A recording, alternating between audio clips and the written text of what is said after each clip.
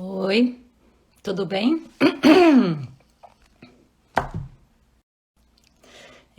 Eu sou Alessandra Vinhas, faço parte da coordenação do projeto Ciranda. Eu queria começar a live de hoje, antes de chamar a Andrea, fazendo o Land Acknowledgement. Para quem não é aqui, para quem não mora aqui no Canadá, o Land Acknowledgement uma forma comum das pessoas aqui começarem qualquer tipo de evento, qualquer tipo de reunião, que é um reconhecimento da terra. É um momento onde a gente agradece os povos indígenas que, que são os donos desse território aonde a gente reside aqui. Então eu gostaria de agradecer os povos Lekwungen, que hoje em dia são chamados de Esquimalt e Songis, pela oportunidade de morar nessas terras e de poder viver aqui com a minha família, de poder ter a escola dos meus filhos dividida com a escola da nação Song. E, e realmente agradecer a possibilidade de viver aqui como uma convidada nessas terras. Para quem também não conhece o Projeto Ciranda ainda, ele é uma organização de trabalho voluntário de mulheres maravilhosas que iniciaram esse projeto há mais de um ano, e alguns meses eu comecei a participar das atividades e aí acabei entrando para a coordenação do projeto.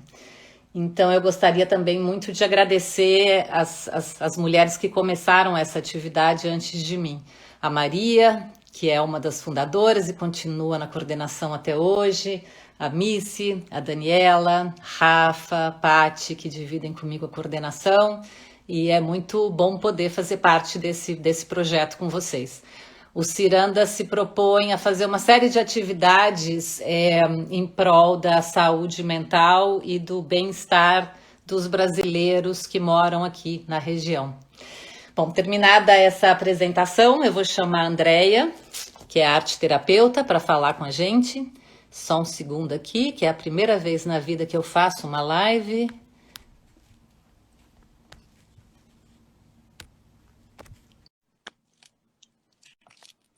Vamos ver se ela consegue entrar. Andrea, você recebeu o convite?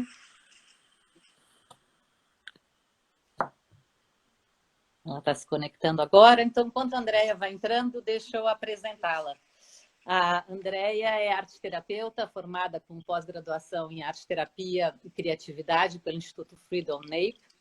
Ela atende pacientes online e presencial em consultório, em sessões individuais e em grupo.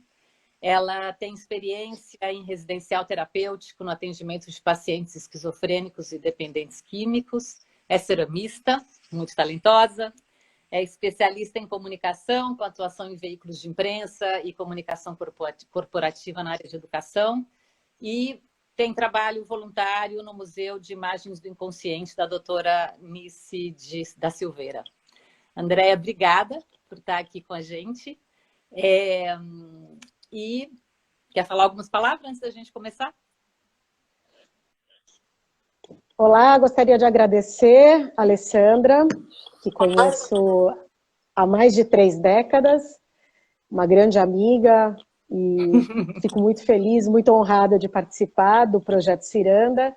Gostaria também de agradecer ao pessoal do Projeto Ciranda, que me deu essa oportunidade de falar um pouco sobre arte-terapia para imigrantes, sobre mosaico, e a ideia é trazer um bate-papo mesmo, trocar ideia, trocar experiências, acho que vai ser bem bacana, assim. Agradeço demais para vocês. Muito obrigada. Além da gente ser amiga há quase não, acho que já há 3 décadas, né? Sim, mais de 3 décadas. Nos últimos, deixa eu ver, acho que é uns 3 anos que a Andrea me dá dicas de coisas de arte terapia para fazer. e que eu adoro, e a gente tem uma troca bem gostosa, assim. E aí a gente estava batendo papo para pensar o que seria interessante da gente trazer para esse público imigrante. Eu moro fora do Brasil há muitos anos, entre idas e vindas. Nos últimos 20 anos, eu morei em 5 países e trabalhei muitos anos com imigrantes. E agora estou tendo uma experiência diferente de me sentir mais imigrante aqui em Vitória. Eu estou aqui há quase 3 anos.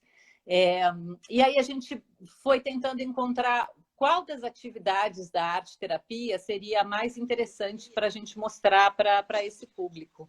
E a gente escolheu o mosaico. Na verdade, o André escolheu o mosaico e eu achei a ideia ótima. Então, eu queria que você contasse um pouquinho por que você escolheu o mosaico. Eu acho bacana trazer um pouco dessa técnica do mosaico, que a gente vai adaptar, né, hoje para o papel, para a colagem, porque o mosaico ele traz um conceito de juntar pedaços para ficar inteiro. E eu acho que ser imigrante é juntar pedaços, carregar muitos pedaços ao longo da vida e tentar juntar uma boa parte desses pedaços num lugar novo. Então eu achei que representava bem a situação, a questão do imigrante, né, de viver em outro país. E a Alessandra, a Leila, eu a chamo de Leila, sabe muito bem, né, quais são os principais desafios de morar em outro país, já teve a experiência de morar em vários países, acho que ela pode trazer isso de uma maneira muito bacana. Eu, pela primeira vez, tenho 50 anos, estou morando em outro país, estou aqui na Argentina e estou em Buenos Aires estudando, então também estou tendo esse desafio de ser imigrante, mesmo que por um período menor, mas é um desafio.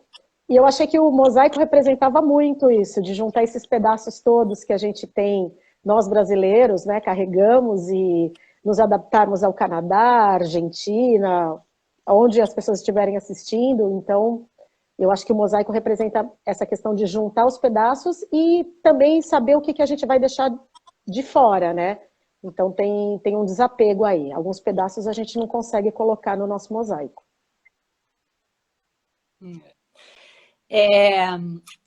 Como você explicou que a gente vai fazer realmente uma adaptação, né? O que seria o mosaico na arte-terapia, que não é o que a gente vai fazer hoje aqui? A ideia do mosaico, acho que é legal falar um pouquinho do que é mosaico, né? Da onde surgiu o mosaico, né? Então, assim, o mosaico ele acompanha a humanidade há milênios, né? Eu até trouxe um pouquinho de uma pesquisa do primeiro mosaico de 3.500 anos, o primeiro conhecido na Mesopotâmia, mas há indícios de que os povos da América Latina, os maias, os incas, já conheciam o mosaico até antes disso, né? Então, a gente não tem, assim, uma data precisa do surgimento do mosaico para a humanidade, até por conta de que os povos da América Latina já conheciam essa técnica. Mas de registro que a gente tem mesmo, são mosaicos de 3.500 anos da Mesopotâmia, que foram adotados, né, lá pelo Império, pelos gregos, pelos romanos, desenvolveram isso muito bem ao longo de séculos, e o mosaico veio acompanhando a história da arte nos últimos séculos, né? E eu até estava dando uma pesquisada, ele deu uma queda ali na Idade Média, né, por algumas questões, teve auge no período bizantino, foi retomado durante o Renascimento, e a gente tem hoje, na atualidade, assim, grandes artistas, né? Eu estava pesquisando exemplos de mosaico, por exemplo, no Brasil, que são muito conhecidos. A calçada de Copacabana é um grande mosaico, né? Conhecido mundialmente, né? As ondas de Copacabana ali do calçamento, da Igreja da Pampulha, em Belo Horizonte, que também são mosaicos conhecidos mundialmente, os painéis da Tomiotaki. Então, assim, a gente tem uma arte que começou 3.500 anos ou antes, né? E que hoje os artistas, né, utilizam, a gente tem o tempo todo a questão do mosaico. Basicamente, o mosaico é do quê? De vidro,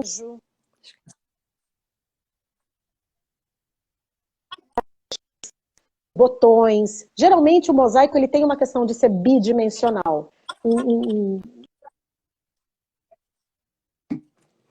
cadeira, né, assim, uma atividade arteterapêutica sem comprometimento artístico, né, que eu acho que é bacana a gente trazer que a arteterapia não tem uma finalidade estética, então a gente resolveu adaptar para o papel, que é um material que basicamente todo mundo tem, papel e cola. E a ideia é, esses pedacinhos, em vez de azulejo, ou vidro, ou concha, ou botão, trazer para o papel. Então, assim, pedacinhos de papel, papel colorido. Então, a proposta é adaptar mesmo aquele mosaico mais sofisticado para um trabalho mais simples. Uhum. Vamos mostrar então um pouquinho aqui. Eu acho que a gente conversou um pouco sobre isso. Eu também decidi cortar já uns pedacinhos de papel para a gente não ficar fazendo barulho aqui de rasgar eles, né? A gente deixou para as pessoas a opção de trazer ou não a tesoura.